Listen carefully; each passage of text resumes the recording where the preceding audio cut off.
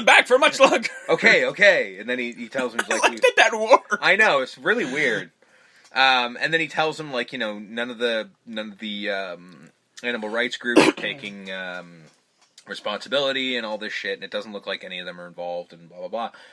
And then he's like, okay, and then he starts singing through his ass, and he says the fucking, like, I'm sorry, do you have a mint? Maybe some banaka? And then starts singing Asshole Mio, because children's movie. Yeah. And Einhorn strolls up, and in the greatest foreshadowing ever, he just goes, holy Testicle Tuesday. And looking at her crotch, too. There's more, actually. Later on in the film. Oh, yeah, there's plenty. You have to have a keen eye for it, though. Yes, you do. This takes him to a Cannibal Corpse concert.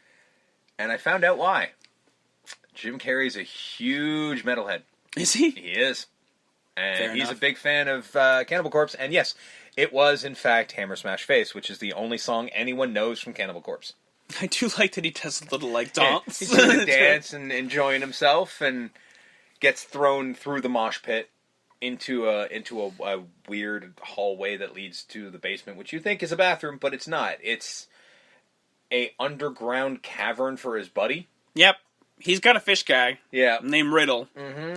Which leads to me, like, does he have a dog guy and a monkey guy and a... I like to think so. No, he's got a guy for every animal. He's got a guy for everything he needs. Because this is just his fish guy. Riddle's just his fish guy. Yeah, he's just a fish guy. Because he's like, oh, I just sent a bunch of whalers off to, like, they'll different find directions. Jimmy Hoffa before they find any humpback whales. And my question is, why is his lair in a heavy metal club? Maybe he, too, likes Cannibal Corpse and other metal bands. Perhaps, but still seems odd. Now, what's odd is that this man has 2 pairs of glasses on his face. Well, no, that actually is a thing. Is it? Yes, if you can't afford bifocals. That's what you do. Well, he's got money to get all this equipment. I can imagine Yeah, he can... but maybe it's just easier this way, because he doesn't need them all the time. He only needs them when he's computering. So he needs to look up, like, anyone who's got a tank big enough to hold a dolphin. Anyone who's bought anything to transport or house a dolphin in the last couple weeks. Or some sort of large fish. Yes. And he figures out Ronald Camp, who's like... the billionaire, who's like paid for the Dolphin Stadium and is whatever. He's throwing up another I'm the richest man in the universe party. It's because he's also related to the Dolphins, because I think he's part owner, I think they said. Yeah, I think he paid for the building. Yeah, that's what it is, yes. Yeah. He paid for the stadium. So, Ace and Courtney Cox, yeah. He's like, I better get me a date. And he calls Melissa into it. And Melissa's because she's just like the whole time like, I can't believe I can't believe we did this, because we're not supposed to do this. You can get me fired for this. Which, why? Because I don't think they're supposed to be fraternizing, perhaps. I think she is supposed to be... It might look bad on the company, perhaps. I don't know. Ronald Camp was happy to fucking see her. That's why she got the ticket, because my guess is it's not supposed to happen, but in a world where he wants to fuck the hell out of her, he'll allow it. Fair enough. A man in a boat coat answers the door. Captain Subing! Permission to come aboard, sir. And Alrighty then. And this doorman has no time. I mean, the doorman should know. You look like a jackass. But maybe he doesn't like this cartoon person pointing it out. I mean, at least he's funny about it. I don't know. Maybe he's too hoity-toity hoity-toity to find funny it. I don't know. too. I think that's funny. He's too hoity-toity to go, yes, sir, come on in. Yeah. He's introduced as Tom Ace, lawyer. Tom. I like how he hangs her out to dry. He's just like, he just goes like, who's this, your friend? No, this is my date. And he goes, she says, he's a lawyer. He's like, well, should I just call him lawyer? And Ace is just like, ha, ha, ha, ha. And like this is when she struggles to come up with the name, and he's sitting waiting the whole time. Tom Ace. I'm sorry, by the look of this man, who's he a lawyer for, Captain Kangaroo? Yeah. Because this is not a lawyer for anyone. Well, I gotta tell you, Captain Kangaroo needed a lawyer a lot, yes. so I would think, fair enough. But but I mean, just... Why not? I don't know. I mean, I would hire that guy as my lawyer. But I do enjoy the fact that he basically is just like, yeah, like, I heard a lot about food poisoning in parties such as this, and, one could make an entire practice on just lawsuits from this. So how is everyone feeling tonight? Genius. Absolutely genius. And then goes and proceeds to mess with the quartet. Eat pate cartoonishly. Yes. Making faces at the other hoity-toity people. Because that's shit. That's what he does. And then he makes, as Melissa is flirting with Ron, Ace just says, like, oh, excuse me, where's your bathroom? I think it was the pate.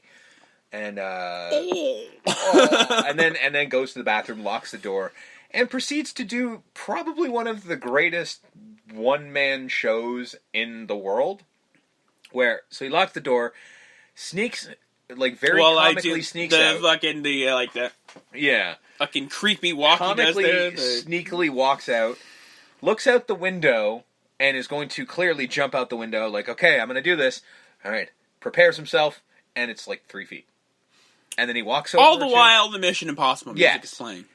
And then he walks over to a fence that's next to a pool, jumps over the fence of the pool, slowly shimmies across that, pretends to almost fall, and then jumps back over. And then proceeds to rock climb on nothing, on the wall, pretends to swing and hang himself, and open the door, and jump in like it was the hardest thing he's ever done. He could have just walked over there. No one's watching. What was any of that for? Him. Nobody was. It was for him. Nobody was there. I mean, again, shut up, it's a movie. That is my favorite part of the whole thing. Yeah. Because that is the moment where I'm like, oh, he's an overgrown child. Yeah. And that's what it is. He's just like, I'm a secret agent right now. Yeah. Dun, dun, exactly. Dun, dun, dun, dun. It is so well done, it's scary. So he finds a big tank with fish, thinks it's Sofag's tank. Oh, here's Snowflake. It's a big fucking shark. Yep, not Snowflake. It's not Snowflake. Snowflake. Yes, of course. Like the camera pan. He comically yells. Falls into the tank. This is the second time he should have died because he gets attacked by a Jaws shark. style. Yeah. And swung around like the girl at the beginning of Jaws. Yeah. And we don't see him. We don't see him for a while because basically, it cuts to Courtney Cox at one point, and it's just like, I hope your friend is all right. Oh, I'm sure he's fine. And then he's being flung around in the tank. And then we cut to a weird monologue with Udo Kurz. It's like, I do like watching the fish. Yes, that dude fucks fish. Like he's like, whoa, hey Udo, hey man. He's into fish dicks. I may be. Obviously, the line is getting comically long for the washroom. It's like, is your friend okay? Yeah, I'm sure he's fine. Door unlocks. Water comes out. His pants are all cut up. And he is soaked head to toe. And he says the same thing everyone has said walking out of a bathroom since 1994, at least once. Do not go in there. Woo! And you do the full thing. You do the whole routine with the arm and the woo and the whole thing. And then he just leaves. He's not escorted. He does something great where his pocket is full of water and he just smacks the water. And I love that that's where the people go, oh, how dare you. I'm like, really? It's not the water and the man with the no pants and the... No, it's when he then proceeds to out of his pocket. And I do like his anger. He angrily walks out, throws his jacket down. He's like, I'm sorry, I'll have the plumbing checked. Be sure that you do. If I'd been drinking out of the toilet, I might have been killed. Why would you be drinking? Because he's Ace Ventura. And then he sees... He goes to shake his hand and he sees the ring. And then he's trying to get a hold of the ring. Very angrily holding on to him. And even though she should know what the hell he's doing... No. Melissa... He doesn't clue her in until after this, right? But she should know that he's doing it for a reason. He's not doing it to be an asshole. I don't know. At this point, she's just had an ass full of them herself. So the fact that, but when he flings the ring off and is trying to get it, she should have seen what was going on.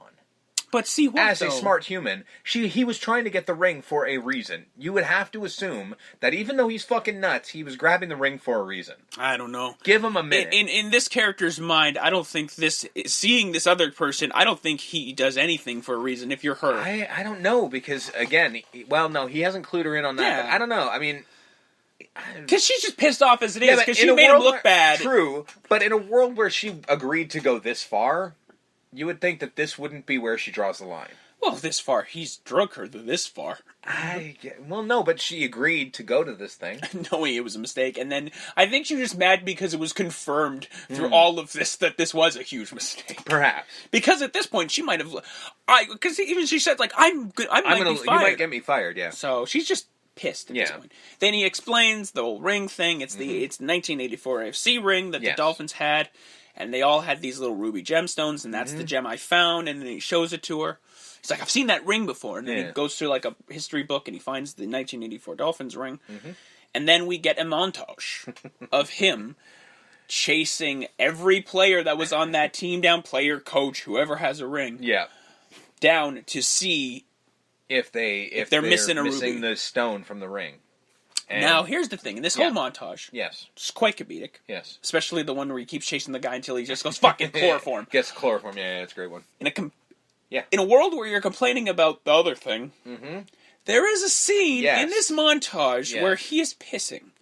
And a very large man is also pissing next to him. And the joke is he's looking down. Yes. Now, he's obviously trying to get a look at the ring, but the joke is the guy thinks he's looking at his dick. And of course, you're going to be like, well, the big bad football player's going to be like, why are you looking at my dick? But the joke here is that the guy is actually, he's into it. Yeah. And he smiles, and then that throws Ace off. He's like, okay. Awkwardly leaves, and then the guy doesn't just chase him. He prances. He chases him. Prances. That isn't an issue. We weren't talking about this. I'm just saying. I know, I agree, but then it's like he grabs another guy. I think it was Don Shula. It was actually in the mailbox. Like just, I'm like, well, how did he get out of that mailbox? How did he get into the mailbox? Yeah, that's fair. He must have gotten a key somewhere. You know what? He is a detective in a way. He's probably got one of those keys. This is where the Fletch thing comes in because when he's seeing one of the players, he's like dressed up like a pimply faced teenager Dolphins fan. So I'm like, he does multiple outfits and get-ups. I wonder what he did with Don Marino. Was it just probably the same thing? Because they were both there. Yeah, Dan Marino he probably did the same thing where he just walked up and just like, thanks, Dan. And I guess Stan didn't recognize him at the... because he wasn't pimply faced. Where are we now? Yes. So we get to Ace and Mel, and he's mad. Yes. He's gone through the whole team, so he's depressed because his theory did not pan out. Yeah. It was none of the players. He calls her, I think, fat and saddlebags. She makes a joke about... Well, no, she doesn't make a joke. She's like, you know what? I don't want to talk to you because you clearly have problems expressing yourself. Or no, is it like you childishly lash out and have trouble expressing yourselves? No, I don't, fatty. Saddlebags. Maybe that's just because you're fat. Saddlebags. And then what's wrong with your dog? And then what do you feed him? He's miserable. How do you not see this? And then the dog does look pretty fucking depressed. I'm not gonna lie. And then she's just like, okay, I want you to leave. He goes, why? So you can beat him? And then, of course, he knows the error of his ways, and he's like and he talks to the dog. He's like, "You like her too? Yeah, all right, me too." So he goes, "Hey, Melissa." He actually cuts the voice. Yeah. He talks like a human. He's like, "Look, Melissa, I'm just really," and then it cuts to her being really upset. The only time she's upset through this part, and I have a problem with their choices in this. But we get to the smash cut of something completely different because we get to a murder. Yeah. Or what we find out is a murder. A man who has jumped off a building. Because it's like it smash cuts to like him, his body, and the fucking thing because he jumped from his high rise. Yeah. And I'm like, whoa, this comedy just fucking took a turn. Ironically, it looks like the building from Lethal Weapon. Yeah. Where the woman jumped off of. Which it might be. And so they cut to the crime scene, and it's Roger Podacter. From the beginning. The coordinator for the Dolphins jumped and killed himself, allegedly. Yeah. We get Ace and the cops, and we hear different characters like neighbors, like I heard him scream, I heard him scream, struggle, and then it came in, and the guy said I had to open the door, and it's like a whole thing. And of course they start making fun of Ace, and I'm like, wow, guys, not the right place. Time, place. Read the room, motherfucker. A man is dead. So maybe lay off the pet detective? He's there as a guest for Melissa. Shut the fuck up. Yeah. Just saying. He grabs a glove and checks some stuff. And he checks the dog. Listens in on the conversations, tries to piece it together, tells Lois Einhorn that she and all your cop buddies are all wrong. And she's just like, oh, well, like, we'll get to that later when we, I can't remember what the hell the reason was. He goes, well, clearly you've got this in, but you might want to check